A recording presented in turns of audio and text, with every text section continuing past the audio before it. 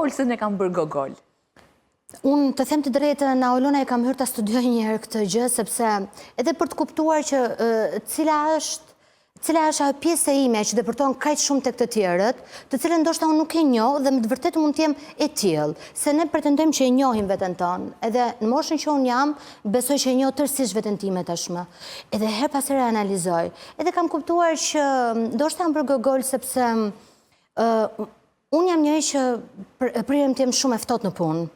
Edhe preferoj të jem profesioniste, më pëlqen të punoj fort, edhe ndoshta të treja këto element tek të tjerët përkthehen si e ftohtë, si e keqe, si gogol. Unë nuk pyes kur jam në punë. Domethënë, kur jemi në punë, kur jemi jashtë, jam ai personi tjetër.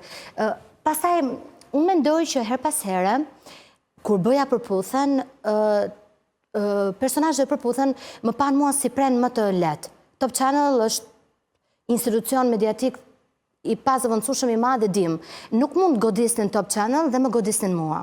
Dhe në këtë lloj mënyre sa duket e mori fera uratën, them unë, edhe kemi ardhur në këtë pikë. Mua nuk më shqetëson kjo gjë, se po të më shqetësonte do punoja për ta ndryshuar këtë opinion tek të tjerët, por unë mendoj që më mi lep njohin si gogoli, sa të njohin si Olsa e vërtet. Se si Olsa e vërtet ndoshta do kisha kaq shumë sukses. Kështu që më mirë gogoli edhe nuk më lodh dhe nuk më shqetëson. Shqetësuar asnjëherë as në fillimet e tu? Po, më ka shqetësuar. Sigurisht më ka shqetësuar, sepse ti thua çfarë po ndodh. Unë nuk kam lidhje me këtë personin që po përshkruhet. Unë nuk kam lidhje me këtë njerëzit që po thon një pjesë e kolegëve, sepse për mua nuk kanë folur ata që kanë punuar ngushtë.